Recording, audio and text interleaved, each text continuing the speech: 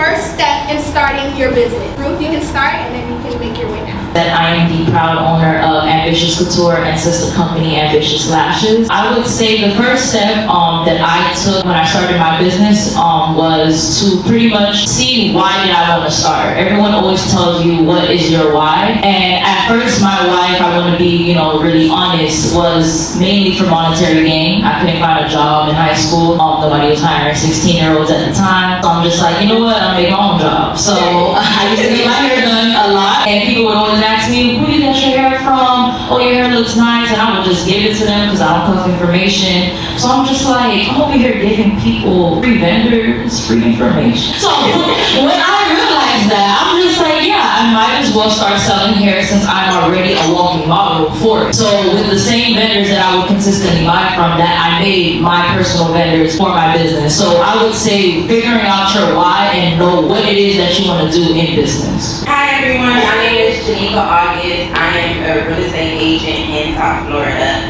And the first step that I took was to get knowledge on real estate. Before you get into something, you want to make sure that you research it and you know for sure this is something that you want to do. The first thing I did was do my research on real estate. Like, what am I going to be doing? What am I going to be telling people?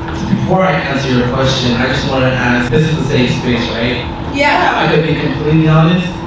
Yeah. I currently own two businesses, I Stay Miami, which is my photo booth, and Mark Desire, which is like my clothing line that I just released. So if you were to ask me what was the first step I took in opening up I Stay Miami, which was my first business. And fun fact about me, and like a quick little story, if anybody knows me, they know I'm that one friend that's gonna have a party for their birthdays every single year. And so one year I had a party for my birthday, and I had a 360 there at one point, and I paid a good amount of money for that 360 to be there. So, I'm looking back a couple days after my party, and I'm like, everyone's raving about this one thing, which was having the 360 there. I mean, I had DMs on top of DMs asking me, hey, who did you put this 360 with? I'm like, wait, kind of like, Ruth, you're giving out information. So I think, okay, here comes a business idea. So I have this business idea, started 360 photo booth, and I'm just looking at how much money I can make from 3-hour rentals. So I'm excited. I'm looking at where I can buy photo booths, how much they're gonna cost me. I'm looking at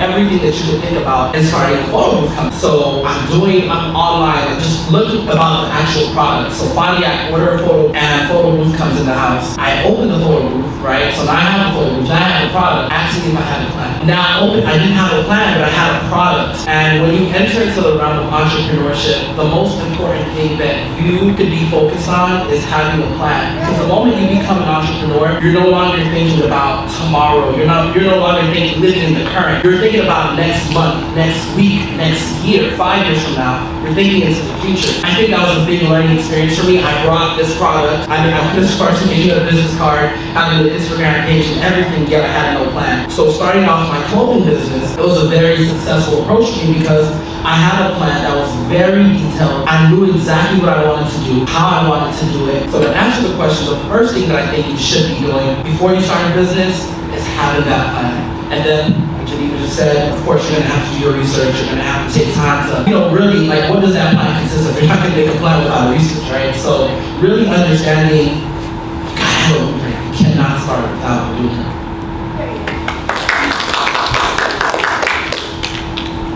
My name is Carlton Casimir. Currently, I'm going on to my 4th business, and to follow up with what they said, I really feel like they just gave you guys, like I said. She started off by saying, Ruth started off by saying, I know Geneva said the knowledge. Ruth started off by saying, knowing your why. The W is there, right? Knowing your why, knowing the knowledge, and having a plan. And the next step after that is to start. A lot of people get stuck just researching YouTube videos, asking, researching YouTube videos. Sooner or later, you're going to have to get your feet wet. The best knowledge you'll get is from the experience you get for yourself. So there is no amount of researching you can do, there's no amount of questionnaires you can do that's going to prepare you for everything that's going to be thrown at you. So after you have your why, after you have your knowledge, after you have your plan, it's time to set things in motion and just start. And from there, you're going to learn more as you go. So when you do one thing and it don't go through, you'll find a way to go around it and just keep going like that. Awesome.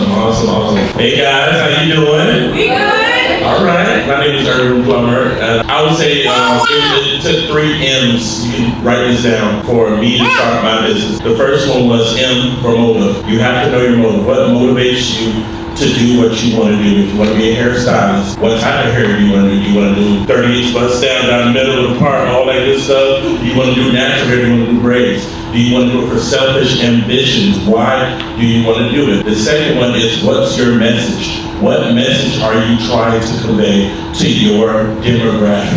If you don't know your message, you're going to be all over the place, and success will not happen to you at the level that you want it to happen.